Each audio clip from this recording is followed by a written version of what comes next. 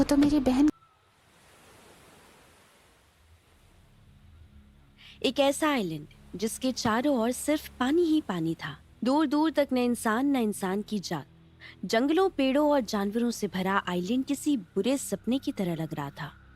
उसी आइलैंड पर तेज हवा के चलते पेड़ जोरों से हिलने लगे थे और पत्तों की आवाज एक भयानक शोर पैदा कर रही थी। तभी पेड़ की टहनी को अपने हाथों से हटाते हुए एक जंगली लड़की, जिसके बाल धूल से सने हुए थे और उसके कपड़े सड़ गल गए थे, उसकी आंखें चील की आंखों की तरह गहरी थी, लेकिन उनमें अभी खौफ साफ दिखाई दे रहा था।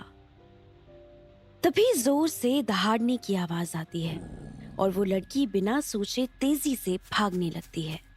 जैसे ही वो दौड़ते दौड़ते पीछे मुड़कर देखती है तो उसके पीछे एक विशालकाय भालू दिखाई देता है, जो उसकी तरफ पूरी तेजी से दौड़ कर आ रहा था। उस भालू को देखकर ऐसा लग रहा था जैसे उसको उसका शिकार मिल गया था और आज वो उसका ही सेवन करने वाला था। लड़की पेड़ की टहनी से लटकते हुए दौड़ते हुए समंदर किनारे जाने की कोशिश करती है। तभी भालू एक सूखे पेड़ को ताकत से धक्का देता है और वो पेड़ सीधा उस लड़की के सामने आ गिरता है। तेजी से दौड़ने के कारण लड़की अपना संतुलन नहीं संभाल पाती है और टहनी में पांव फंसने के कारण वो जोर से जमीन पर गिर जाती है। उसका पांव पेड़ के नीचे बुरी तरह से फंस जाता है। तभी वो देखती है कि वो विशालकाय खूनी भालू उसकी ओर तेजी से बढ़ रहा था। उसके पंजे बड़े और नुकीले थे। उसके एक ही वार से उस लड़की का जिस्म तार तार हो सकता था। भालू को अपने करीब आता देख लड़की पूरे ताकत से पेड़ की टहनी को अपने हाथों से तोड़ने की कोशिश करती है। भालू अब उसके बहुत करीब आ चुका था और उस लड़की का पांव अभी भी पेड़ के नीचे फंसा हुआ था। उसकी सारी कोशिशें विफल हो रही थी।